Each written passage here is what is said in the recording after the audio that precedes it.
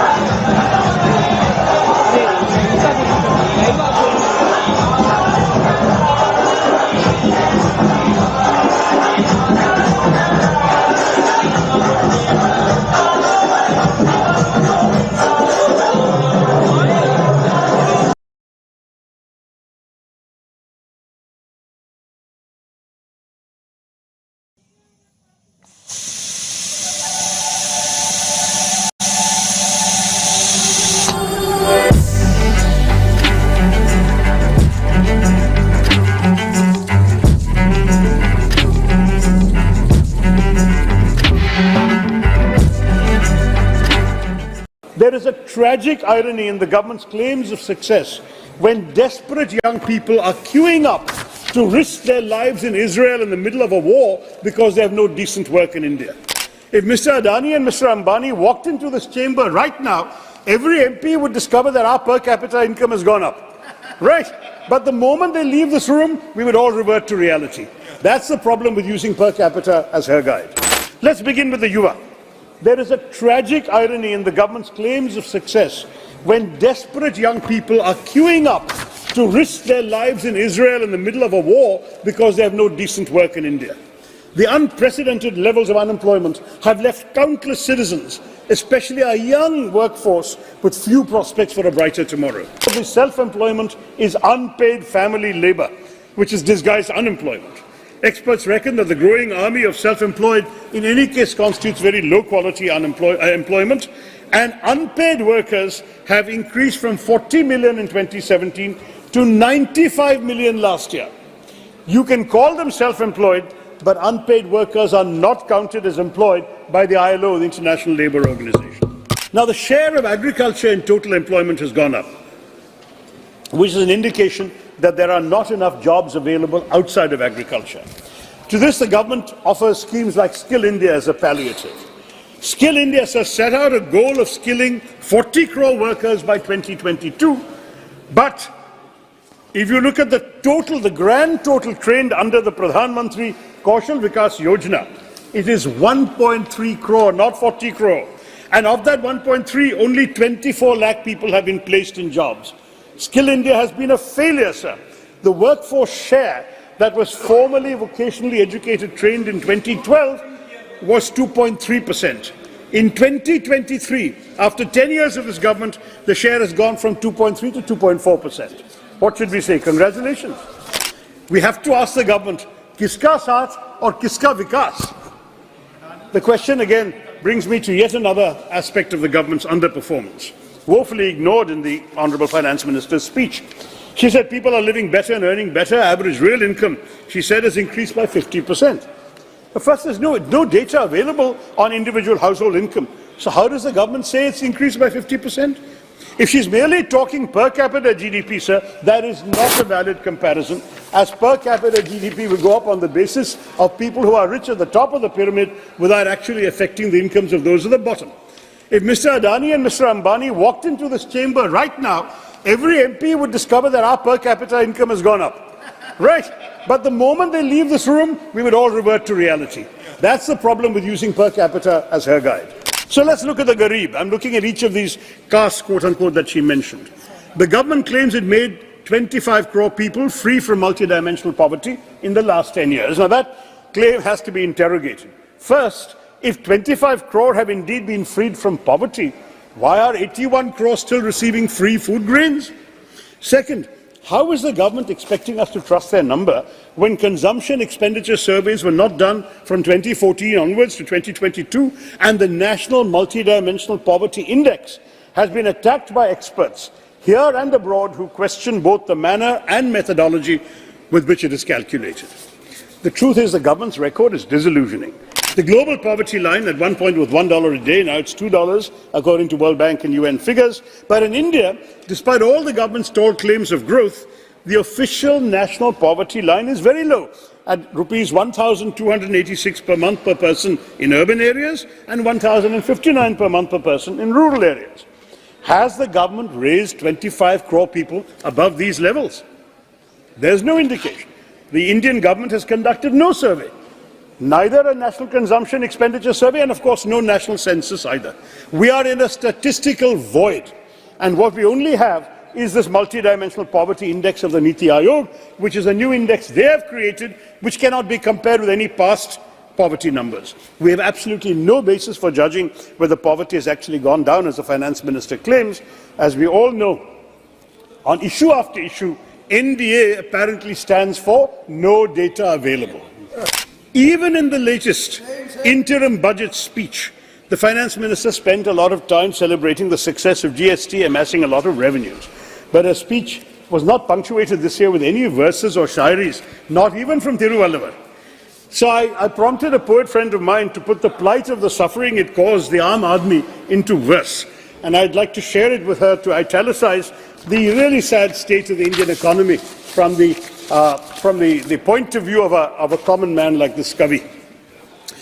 कर्ज के बोझ से आम आदमी तर-तर हो गया, महंगा हो गया खाना पीना, महंगा घर हो गया। मंत्री जी के बजट की खामी हम बतलाते हैं, सिर से करके शुरू चलो पैरों तक जाते हैं।